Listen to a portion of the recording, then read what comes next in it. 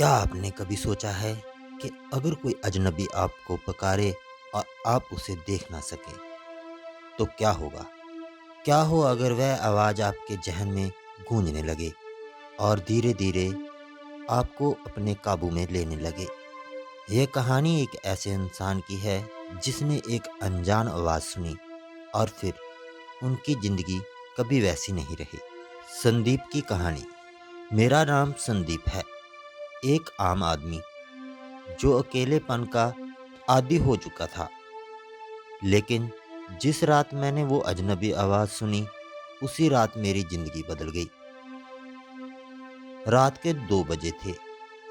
मैं अपने कमरे में लेटा हुआ था, जब अचानक मैंने किसी को मेरा नाम पुकारते सुना। संदीप। मैंने घबराकर इधर-उधर देखा, लेकिन मेरे कमरे में कोई नहीं था। दरवाजे बंद थे, खिड़कियाँ भी। मैंने सोचा शायद मेरा भ्रम होगा, लेकिन तभी संदीप। अब मैं पूरी तरह से जाग चुका था। दिल जोर-जोर से धड़क रहा था। मैंने उठकर लाइट जलाई। कुछ नहीं, पूरी तरह से सन्नाटा। ये मेरा वहम है, बस एक सपना। मैं खुद को यही समझाया और फिर सोने की कोशिश की। लेकिन जैसे ही मैंने आंखें बंद की, वही आवाज़ फिर आई। अब तो मैं तुझे देख भी सकता हूँ, संदीप। मेरे रोंगटे खड़े हो गए। अब ये सिर्फ आवाज़ नहीं थी, ऐसा लगा जैसे कोई मेरे बिल्कुल पास खड़ा हो। मैंने अपने फ़ोन की टॉर्च ऑन की और पूरे कमरे में नज़र दौड़ाई। कुछ भी नहीं था, लेकिन तभी मेरा फ़ोन अचानक बंद हो गया। मैंने घबराकर स्विच ऑन करने की कोशिश की, लेकिन लाइट चली गई। अब मैं पूरी तरह से अंधेरे में था।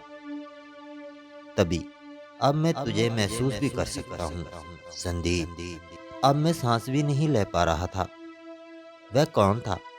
मैं अपने ही घर में कैद हो गया था। दीवारों से अजीब सी सरसराहट की आवाज़ें आने लगी। मैंने किसी तरह हिम्मत जुटाई और दौड़कर दरवाज़ा खोलने की कोशिश की, लेकिन दरवाज़ा लॉक हो गया था।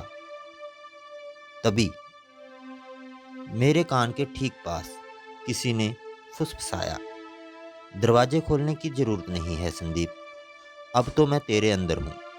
मैं ज़ोर से चिल्लाया, लेकिन मेरी आवाज़ मेरे गले में ही दब गई। मेरी आंखों के सामने सब कुछ धुंधला हो गया और फिर अंधेरा।